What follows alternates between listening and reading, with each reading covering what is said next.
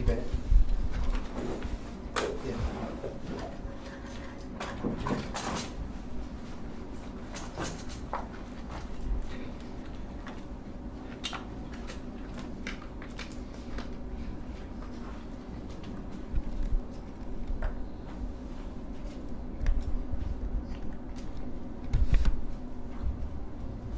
It's real toasty on this side of the camera.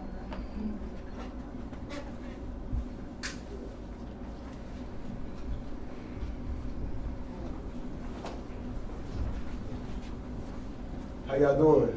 Good. Thank y'all for coming.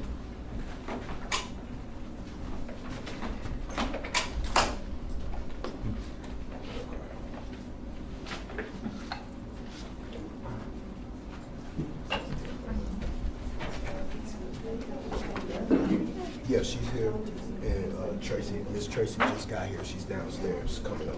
I think all your speakers are here. No, Miss Lisa over there, the lady, she's here. Yeah. 11:28. Thank you.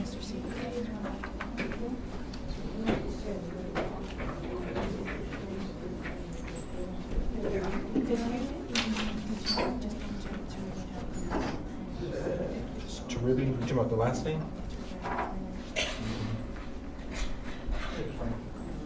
Just walk it.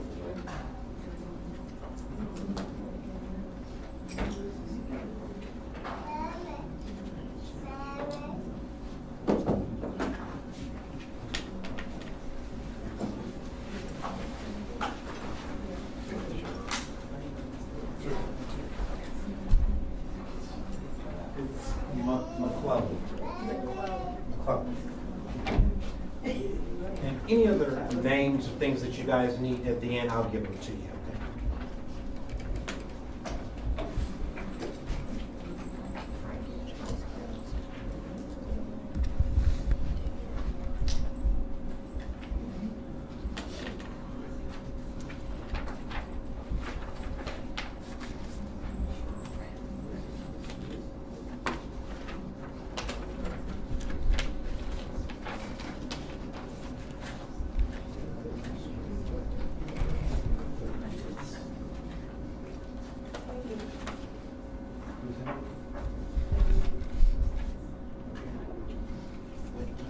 Kids, go away. Early in, early out.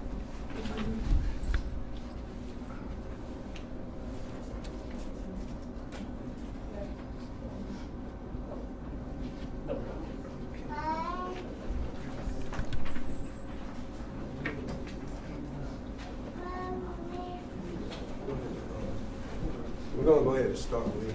Thank you. Give me thumbs up, thumbs up. Y'all good?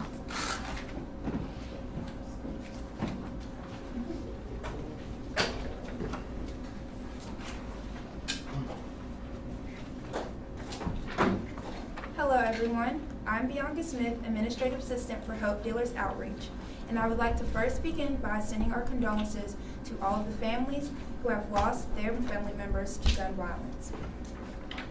On behalf of Hope Dealers Outreach, we would like to welcome all of our guests here today, those who are fortunate enough to be here with us in person, and those who are watching and attending virtually. And thank you to all of our press who is also here for their interest in this matter and participation in this event. I will now briefly introduce our guests. We have Tracy Scales, Caribbean McClellan, Yvette Wooten, David Villada, Lisa Simpson, Ethan King, and our speaker, Frankie Gist. I'd like to begin by introducing Tracy Scales.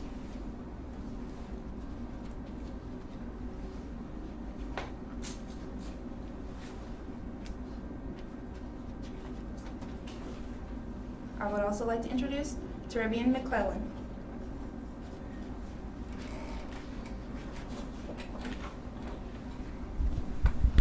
How are y'all?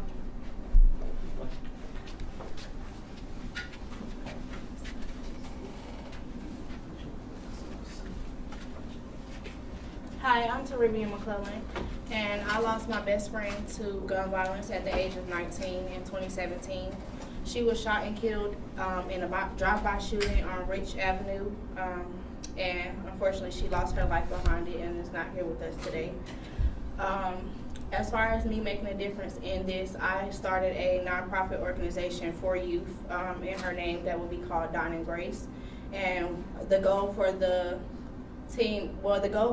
organization is just to get our youth together because they are our future. We have limited time here and they're who builds the difference in the upcoming world. So we will be doing community service throughout the community with Ronald McDonald House, Lincoln Inn.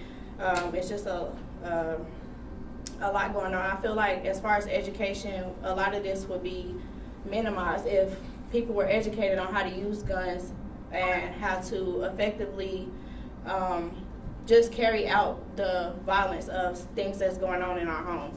So I feel like the organization will be a big impact on the community. I feel like the gun violence in our community is at a max and it's very unsafe out here right now, and it's a threat. And I wanted to come here today and stand in my friend's name to let y'all know that her name lives on forever, and I will be doing everything I can to affect the community to just lower these things going on. And I thank y'all for y'all time for coming out here, and just thank you.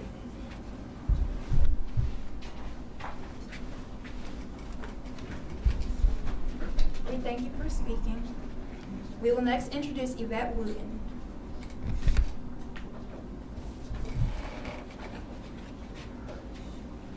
How y'all doing?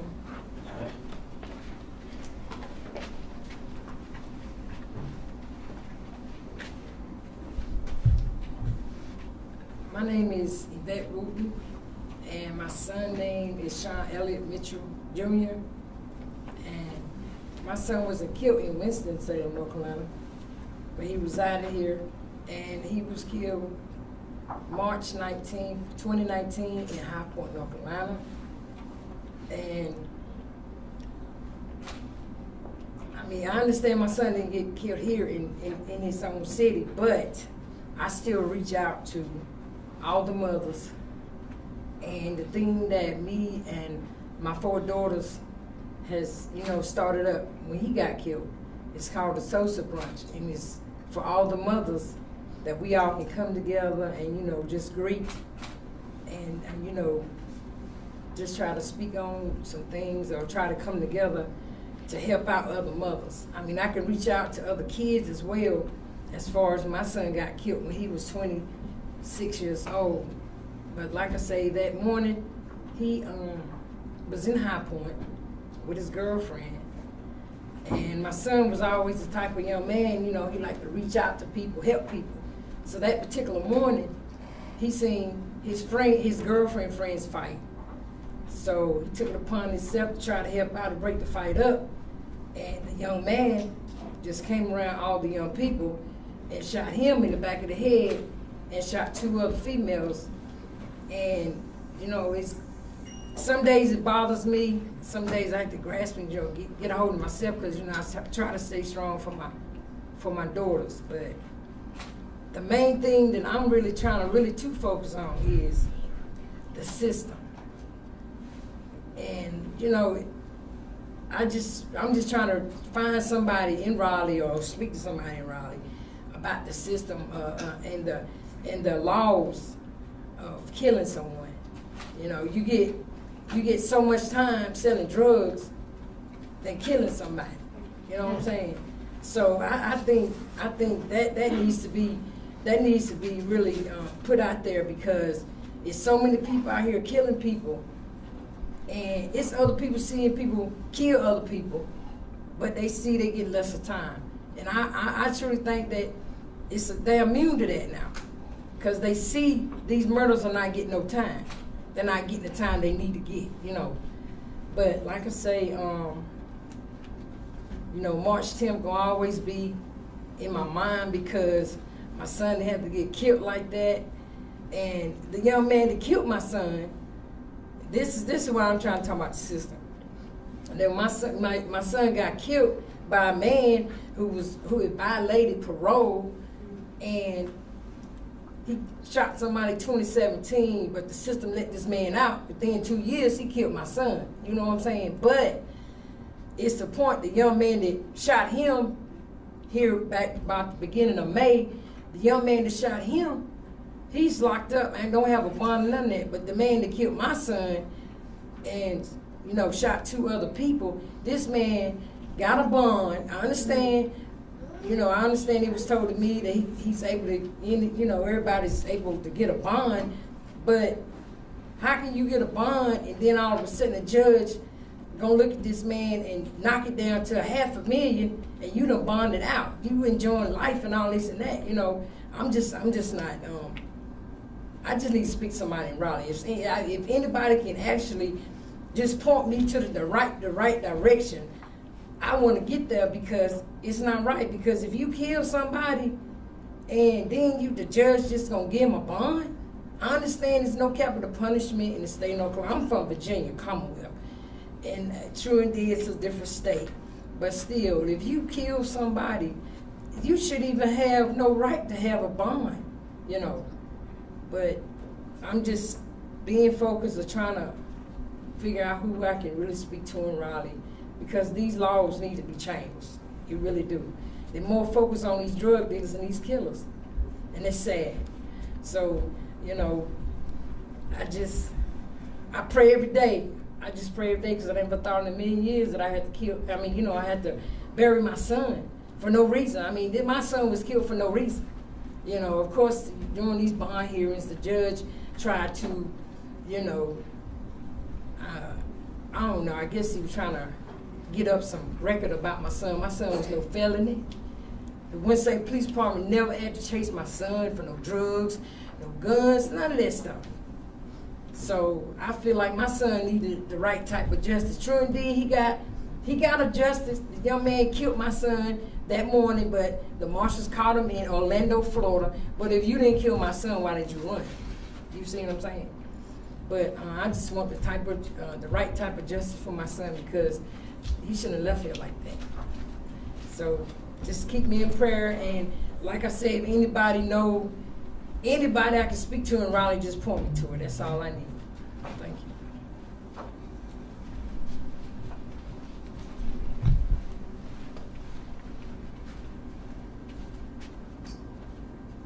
So we're just going to briefly reflect on the lives of LaDawn Morgan and Sean Mitchell. And we thank you for speaking on their behalf today. So we will next hear from David Villada.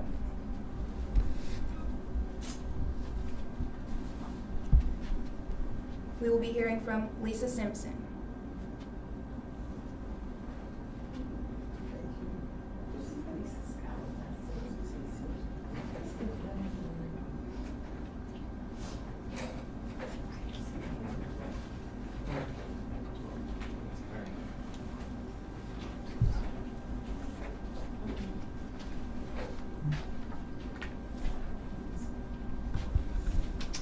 Good morning, or good evening. My name is Lisa Scott. I'm the mother of Clyde Nash.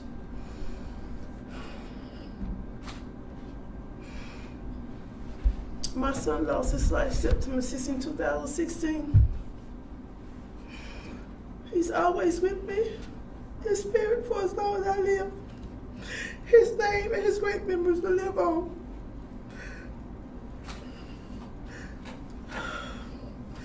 Clyde had a beautiful smile and a warm, kind heart.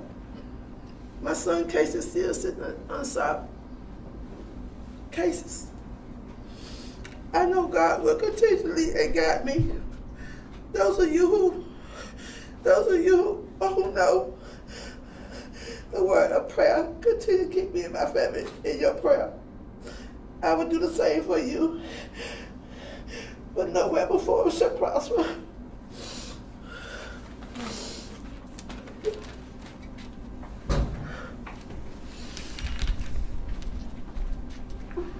That was Miss Lisa Scott. We will now be hearing from Ethan King, Board Chair.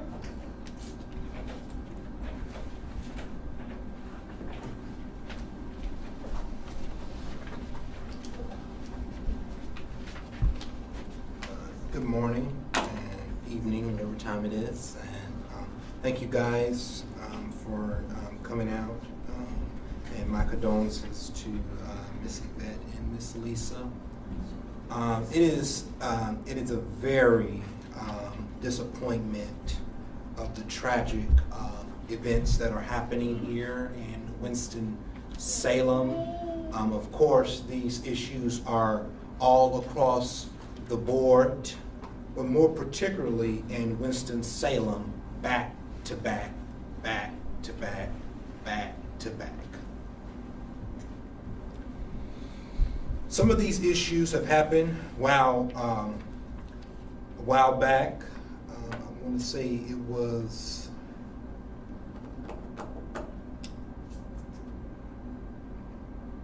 can't remember which community it was. The sheriff was out there. Bobby Kimbrough and his team were giving back to the community. There were shootings going on, while our Winston-Salem Police Department are out, nowhere, never to be found when things are going on. They hold press conferences when they want to, speak on matters when they want to. On April 30th, Assistant Chief William Penn told citizens in the video that the new vehicles had a lot more room and comfortable seats to sit in, and it comes with more space. So we know what their objective and their goal is. It's not out to go and get these victims that are out here killing people, right? It's to do PR and marketing videos. And when did police cars become comfortable? Normally when you get behind a police car, it's not because of a good thing. So we up here talking about comfortable seats. Then they talked about how they received calls from residents about speeding, scaring the people in our neighborhood because of loud music, revoked license, no insurance, and other things that they're pulling people over. Of course, if you look at the statistics, that's a 1%. Where we got shootings going on in the community. I find it very odd how you have time to pull people over, go bust drug houses. Now you gotta do a whole lot to go bust a house for a drug. But let a shooting pop off while I'm speaking right now. Oh, they lost. They don't know what happened. They don't have no witnesses. We gotta do more report. Report on what? The video is live there. You telling me your system ain't good enough to scan the person's face and pull them up on the system? You got new cars now, 62 vehicles. Oh, but we don't have enough officers to handle the situations that's going on, but we can buy new vehicles. Who the vehicles going to?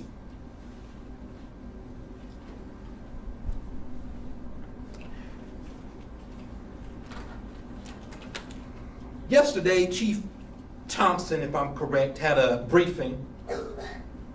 Of course, as you know, she pick and choose when she wants to speak and when she wants to appear to things in the community. She said, we're telling people what we're doing to end gun violence. Only 2 people came to speak from us from the neighborhood. A lot of it is captured and discussed on social media. We can't do it alone. It's not a police problem, it's a community problem. We're telling, and now we want to know what others are going to invest to stop these crimes. That was her remarks. And then she goes on to say, we are talking, we are reading, researching, brainstorming, and thinking of new ideas to end gun violence. Going to training, talking to colleagues, and doing everything we can to stop this. Not in the community, checking up on the people, saying hi, how you doing, just being on stand guard. We talking about brainstorm. What you brainstorming on, honey? What is there to brainstorm about? You go to all this training, all these academies, and you telling me you don't know a solution by now? 27 years in law enforcement, and you the chief, you don't know nothing now?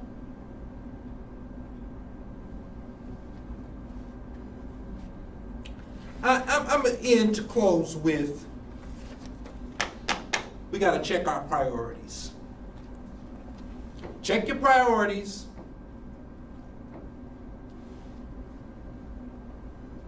Check your priorities.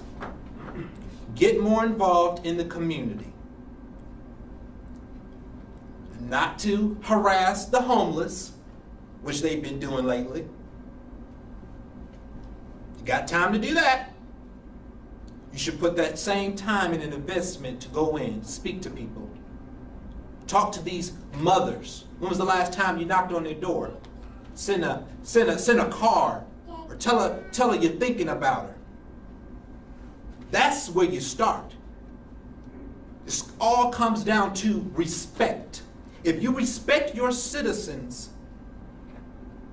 then you will get more responses from the community. But nobody wants to talk to a rude old nag person with a badge because they are law enforcement. I yield my time.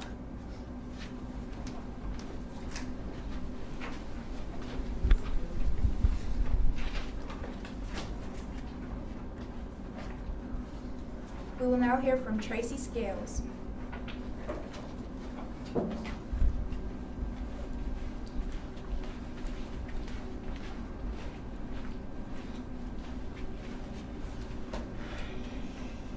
Good afternoon. My name is Tracy Scales, and I lost my son May 27th of 2016. There were a drive-by that took place here in Winston-Salem on May 26th of 2016. A drive-by took place. I was outside with my family. It was 8 of us out there. I also was there. It was 8 of us, 2 of my children, my sister, my little nephew. We're all out just in a gathering having family talk. And we see a car come down the street, but of course, we're not thinking anything. I think you're looking to see if looking for somebody's place. So as the car proceeded on down the street, the car just halted. Me and my sister standing here on her porch, and gunfire just began to ring. And I mean, over 30 rounds of ammunition we were shot at, 30 rounds. God was with us, but God also took my son. My son got survived from his injuries. He got 1 shot to the stomach. He got to Baptist, whatever took place there, I lost my son in surgery the next day. I should be gone, but God blocked it. He left me here to stay, and I've been in a dark place, a broken mother, for 5 years. I'm beginning to come out of darkness. God has delivered me. He's healing me. And it's time for me to speak, because no one, as this young man said, I haven't heard from the police department. I haven't heard one word from anybody. I have researched myself. I have went to court, and before that, someone broke in my house. But at the end of the day, I'm here to talk about the loss of my son. My son was an entrepreneur. He was a graduate of Winston-Salem State University, 2011, in rehabilitation studies. My son started 2 businesses in 2014, 2015. He was a great young man. He was friends to many. If anybody asks his name, he was an athlete from Mount Tabor. I kept my kids involved. I led them on the path. I graduated from Winston-Salem State. I have another child graduated from Winston-Salem State. I have a son that went to Forsyth Tech. I raised great men, and I raised a great daughter. And to stand here to say that I have no justice for my son, I am a paying citizen. I was treated as if I killed my own son. To be honest with you, that's how I was treated. I was ashamed. I was running. I've been running for my life for 5 years. I had built a home out in Pufftown. I left it the day I lost my son. I've been hiding. I don't know these people out here. I don't know their reason and ram. But all I know, when people don't fight for their children and support their children, other people's children become victims. Parents gotta stand up and take heed of their own children's life. Teach them not where you come from, but where you're going. You may live in poverty, but education is your key to be a better person, to be a better citizen. Think about the future. You know your kids out here doing things. Nobody want to talk. We don't protect the witnesses. When you sit up here and you get out here and you want people to come forward, but they don't trust the police department, they're very disrespectful. From the detective to everyone I've spoke to, from the break-in of my home to the death of my son. He was my protector. He was my oldest child. His 7-year-old daughter was in there. Now, I don't know what happened out there because he never told me nothing, but I can remember one time he ran a young man in the courtroom a year later. This happened in 2013 and now to 2016. My son said, you broke in my mother's house, and they can go to the courthouse and run the tape because it's there. Even his attorney, when we was there, he witnessed it. And I told my son the battle's the Lord's. They didn't get much. Don't worry about it. But his child was there. His mother was there. From there, I can't say what he may have said to someone, what he may have found out. But if my son can get out here in these streets and figure out who broke in his mother's house with guns on his kids and lose his life for me and my granddaughter, the police department can get out here and do their job as well. Now, enough is enough. I'm tired. I want justice for my son. Then 3 years later, 3 years, 1 week, and 2 days later, I lose my son-in-law. My daughter's out in Punta Cana, just graduated from Winston-Salem State in 2019. She's out of the country. We just celebrated her graduation from Winston-Salem State. I go get her children from their dad. He goes over here to a block party on Cody Drive. He gets killed, and another young man gets killed out there. No justice. No justice. We gotta, in order for this community to come together, people gotta stand up and we gotta protect our witnesses and we gotta do better in our community. And when you know something, you gotta say something. And at this day and time, I'm ready to stand. I'm ready to fight for mine. I'm ready. I have a lot to say. A whole lot to say that I can't say right here. But it's a lot I wanna say. Because I have not got justice for my son. It's been 2016. I haven't heard a soul from no one about anything. Not even about the fact that anybody even coming to me when someone broke in my home. It made me feel like I was the victim. I broke in my own house. Really? It's a shame how our system is set up to think that everything is about drugs or something. If you black, it's got to be about drugs. I got my own money. I work hard. I ain't had to never sell drugs. I got my own money. I graduated college. I make good money. And my children has never went without anything. They never had to rob.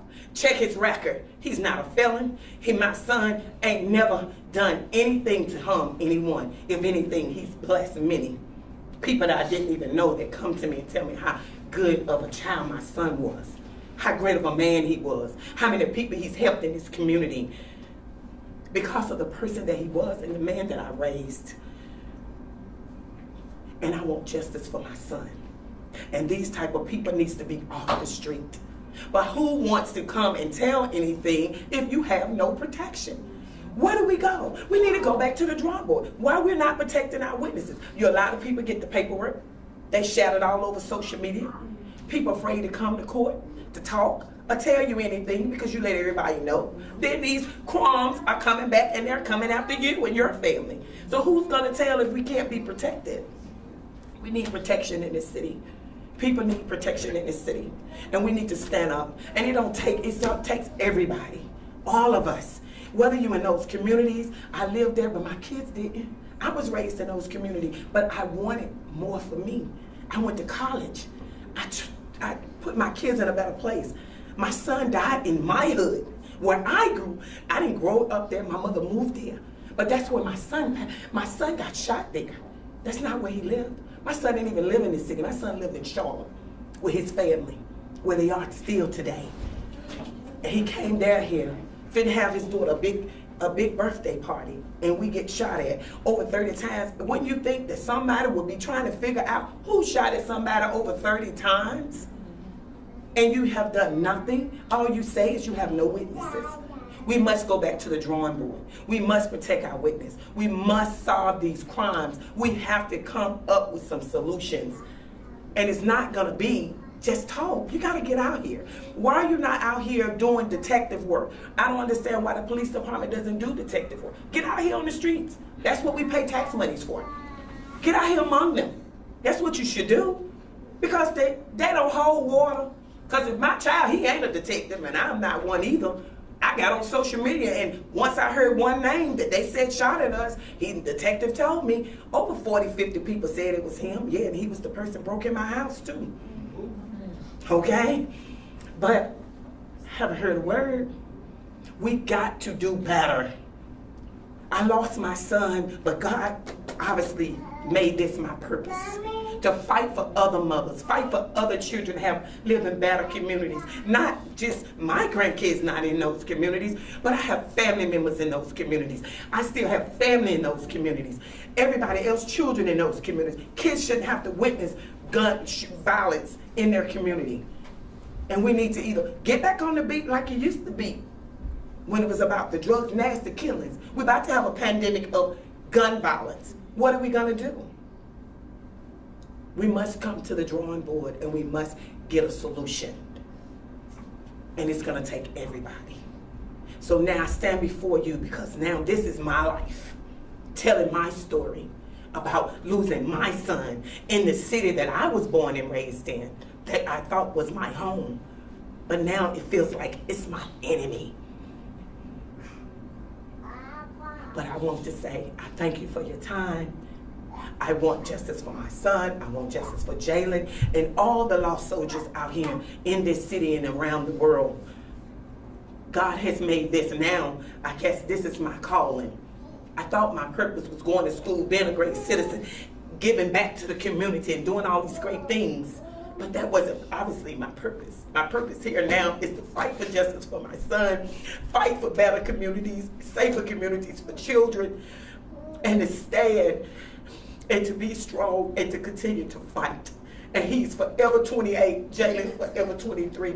God bless y'all and continue to keep me in your prayers. Thank you.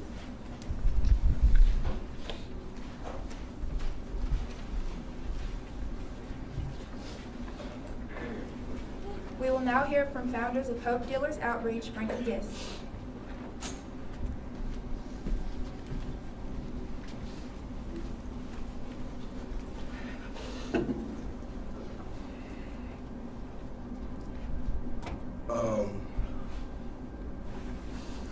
I sat there, I contemplated on this press conference for about a week now.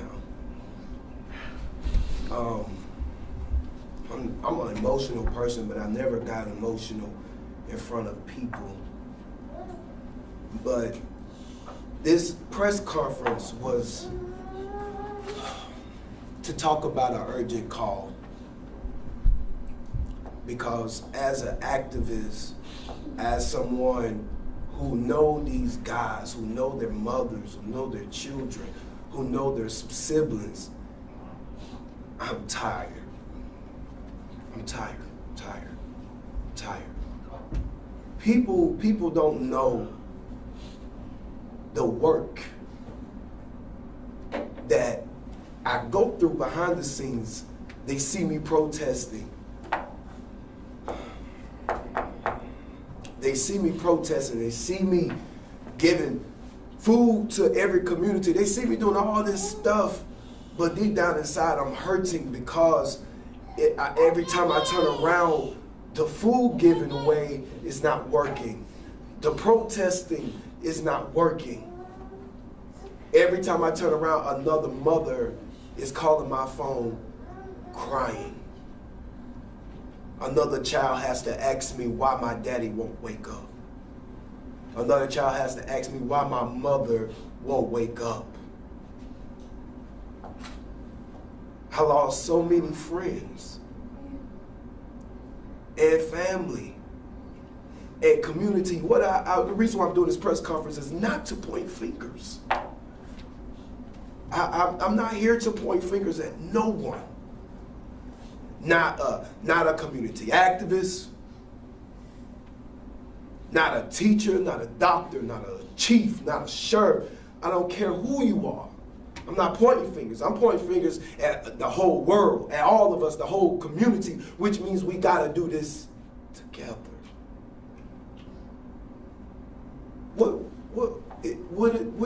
Sheriff Kimber said something a couple weeks ago that sat with me, and I began to cry even more when I started thinking about this. He said, are we gonna be brothers, my brother's keeper, or are we gonna be pallbearers? And y'all, I'm tired. I'm urging you, community, I'm urging you. I don't do this emotional things on TV, but I'm urging you with every bone in me. I am the type of activist who will give his life. I would give my life for this community. I can't tell you how many times, countlessly, I sat with Sheriff Kimber and we strategically planned things, but it's not working. And I had to sit around and figure out what is the issue. The issue is it's only a few of us working. But it's going to take all of us to build. And what I'm saying to you, don't let it be a few activists. Don't let it be a few people that's trying to make it work, that's trying to end gun violence, that's trying to bring people together. Don't let it be a few. But I'm telling you, in this call of urgency is to tell you to get up, everybody. Teacher, lawyer, doctor, businessman, businesswoman, law enforcement, city council member, community activist, whoever you are, I'm letting you know now you have a call to do in this community, and I'm telling you now, get up, or blood will be on all of our hands. What is it going to take? Is it going to take for it to be your child? You don't have to be in the streets to get killed by a gun. You know how many people that have been killed down here that weren't even in the streets? But the fact, and this goes back, and I'm going to address this too, an idle mind is a devil's workshop, which means this, is if these kids have nothing to do in this community, we will continue to see murders happen within our community. They have no other choice. I'm saying this to you publicly. They have no other choice but to sell drugs. What jobs do you have for them? They have families too. They don't wake up and go get coffee at Starbucks. They don't wake up and be able to drive freely downtown, walk in a nice office. They don't know nothing about that. You have to go back to where they come from. They didn't grow up in the suburbs. They grew up in the trenches. And when you see me, I speak on behalf of the trenches. And I'm urging this community, and the matter of fact, I'm urging the city, build more jobs. You wonder why we having killers? Killers always start from money, material things. So I'm telling you, we gotta build more jobs. You tell little Ray Ray in court, Ray, when you go out here, I need you to be an upstanding citizen. I need you to find a job. Little Ray, go through a weak temp agency that this city has set up for them. Mm-hmm. They get them in a place where they feel like they're going to be at this job for a while. They out of nowhere, 6 months later, they tell them they got to let them go. Now, you literally just made that man feel less of a man. Now, he goes back to the streets. So where is he now? He's either in the grave or in jail. I'm urging the community. If you're a businessman, businesswoman, it's time for you to step up. Provide a way. Make a way for them. Because I am tired of these killings. Tired. So I didn't come here to point fingers.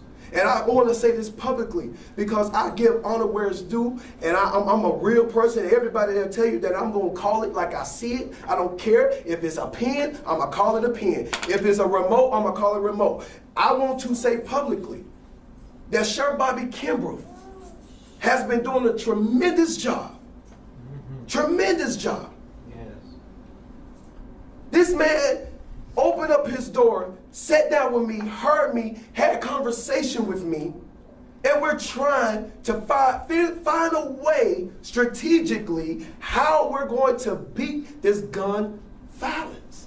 I would say publicly, I commend, and I let everybody speak their truth. Know that, I let everybody speak their truth. You're entitled to your truth. I love that. That's why I brought everyone here, because we all can't just hear from one voice. You got to hear from everybody's point of view.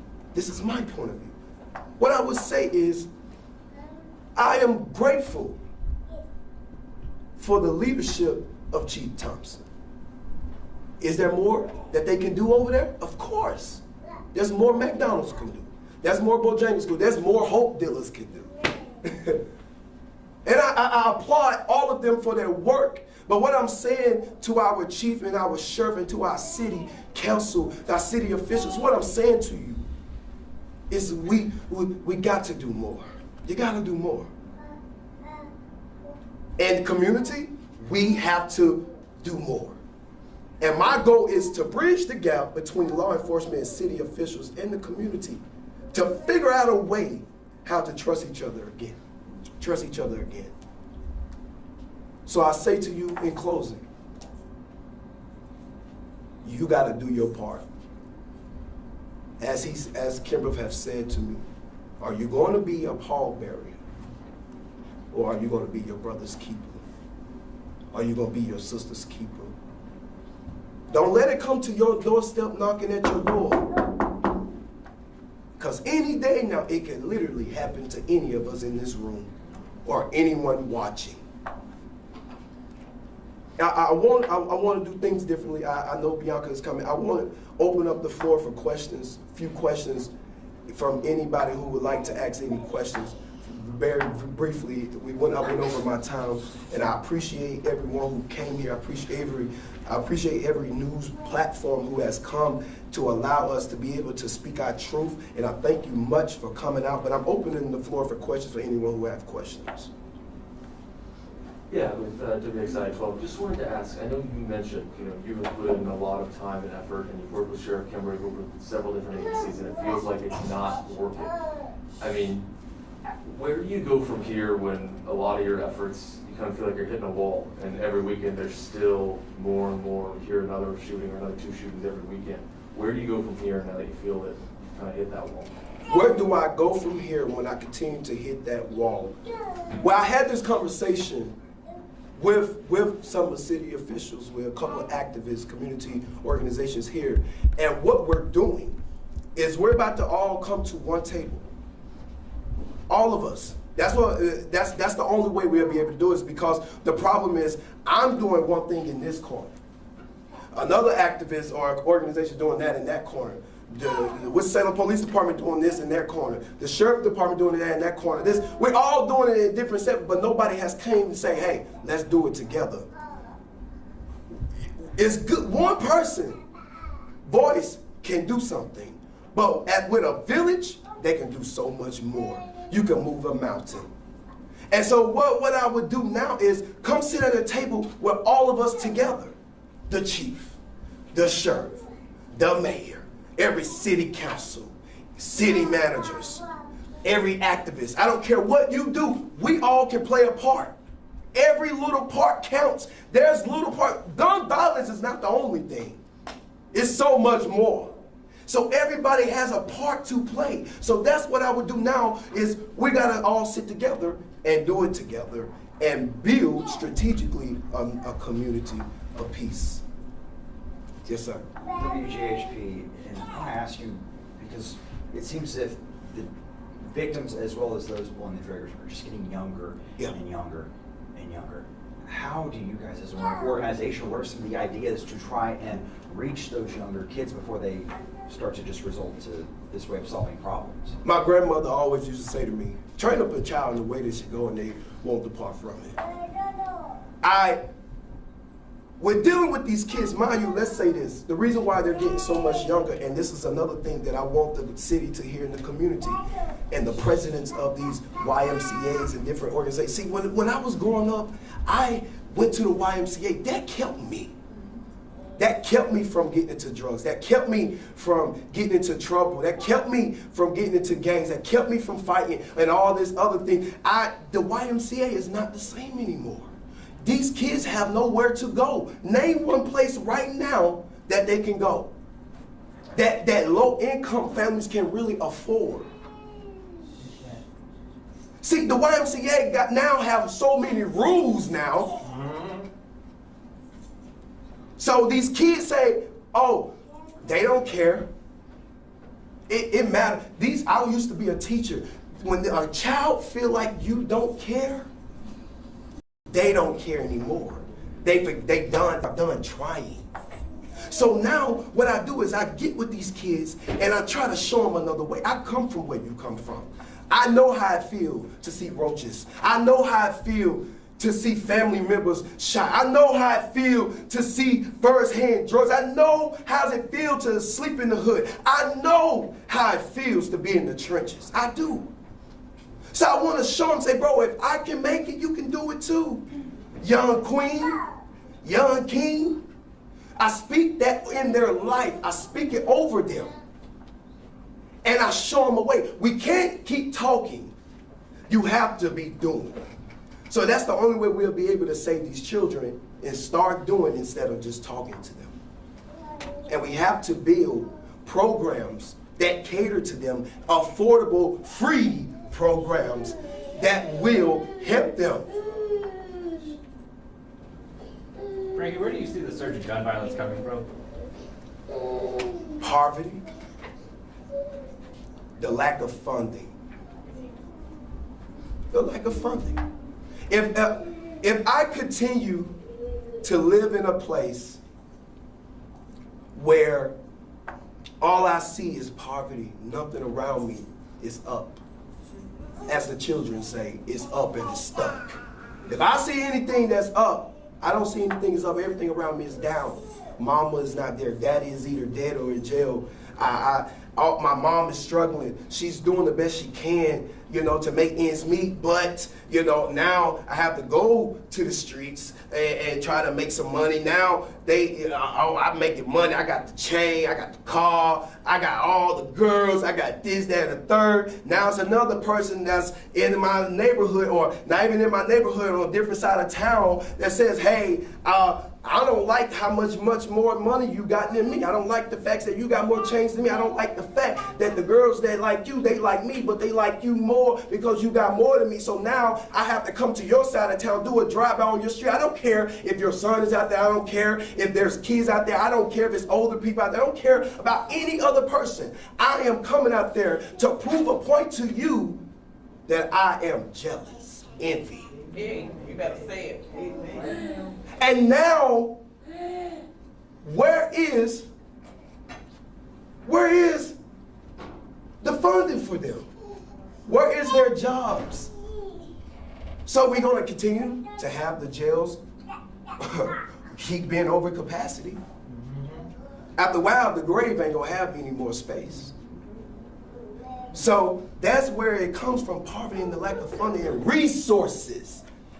All the time people don't need your money, sometimes we just need your resources that cater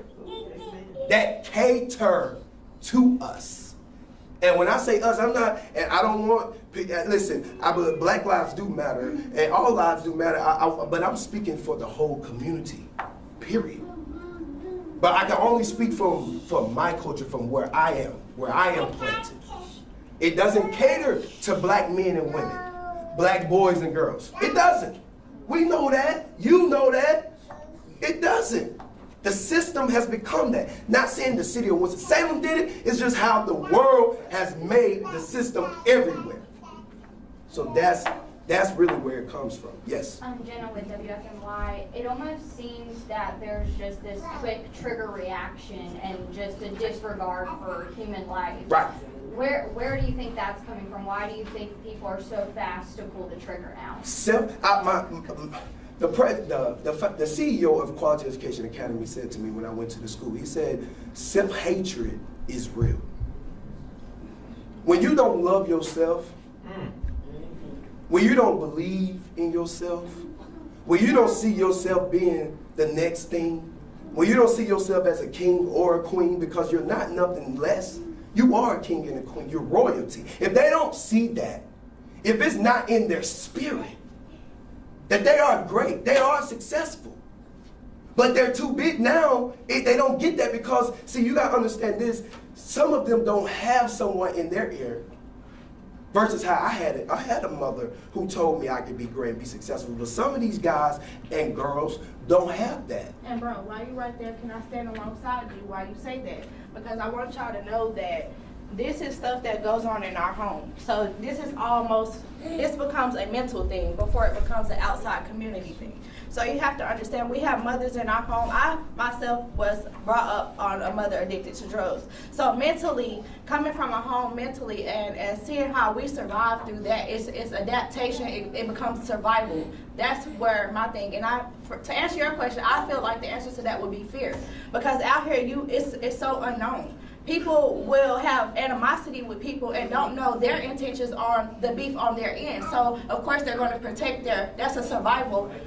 That becomes survival and how we adapt in our mind, just being of how we were brought up. So I feel like as far as we had families from your family to come to our community and say how y'all got advanced in y'all life as far as this step, we have what we see. So if we see that we have parents selling drugs to make money, that's what we think, how we make money. So now it becomes generational. Now it becomes something that we have to break. And it only takes 30 days to break in a habit, right? So how long do you think it takes to break in a habit? Of years of being taught something. We have nothing to look up to but our parents. Our parents have nothing to look up to but their parents. So you're getting passed down generations of survival at this point. And now we have guns being let into our community and young minds who don't know nothing but what they see on TV and what they're taught. So you have rappers and people that they fall interest to that are doing these things and they think that it's okay because we don't have people like y'all in our community to say, sit down, this is what you do, A, B, and C. We don't have people telling us how to invest our money to make more money. You get what I'm saying? We have just the bare minimum. So we have to go out and find these teachings. We have to go out and that's a mental thing. That's something we have to wake up and say, okay, I want better for myself. But we're already in the habit of doing survival. You get what I'm saying? So how do we break the survival mode in our communities and go to building more habits of being successful and love and spreading more love? You have to spread love. When we get into the eyesight of these police, we're hated already, off a rip. I am a victim to gun violence myself. I almost lost my life in April. But I didn't want to speak on that because that's not what I'm here for. I'm here to uplift my friend's name who was actually unfortunately not here due to gun violence. So what I'm saying is, where we start at is come to our community, get to know us, come talk to us, tell us what y'all did to get where y'all are at. Listen to our stories and how heartbreaking and the things that we have been through and mentally how we've been broke down through generations. Tell us how to get our mental health up to speak with our kids and raise our kids with love and not survival. I have a black son and it's scary to me. It's very scary to me. Because I know my encounter with police, just for me being black, and I have tinted windows, I got totally harassed for that. You get what I'm saying? It's just, it's discrimination and it's survival and it's fear. And that's just all what it boils down to. It's nothing about people are out here just trying to cause turmoil. It's just, we are used to this and this is our survival mode and this is how, unfortunately, it's affecting our lives and it's only affecting our people because we can't go shoot at y'all, we know that. We'll be dead. You get what I'm saying?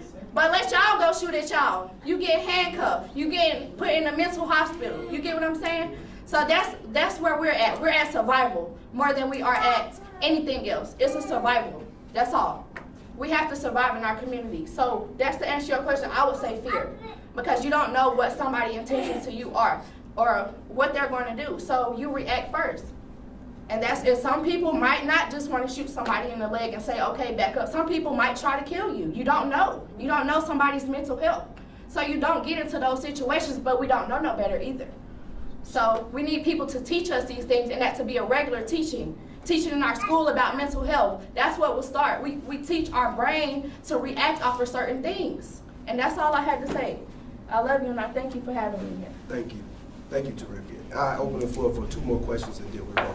Any more questions?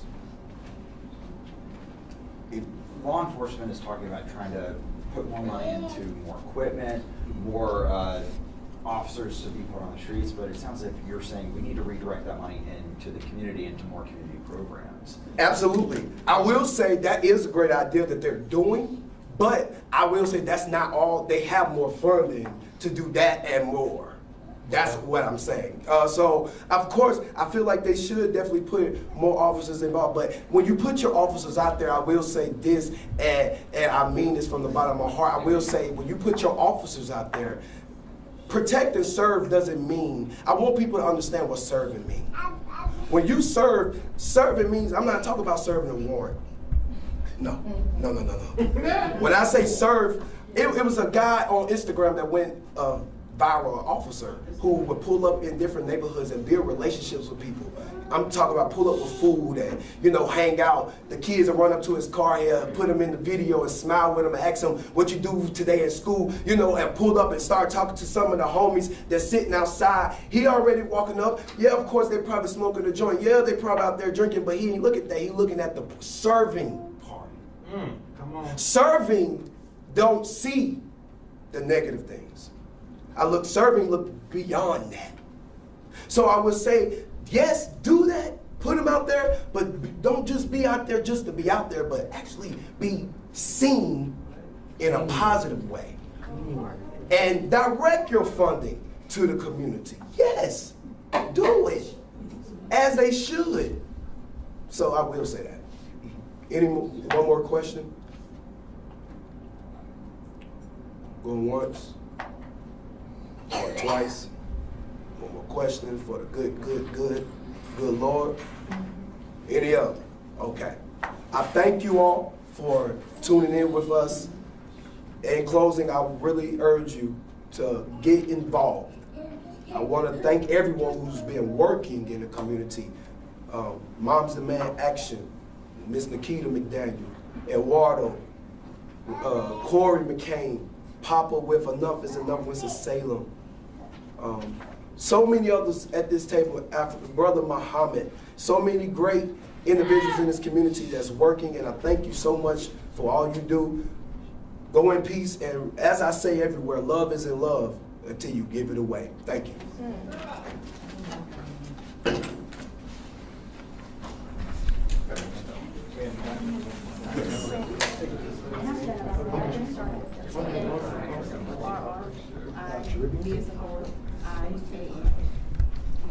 I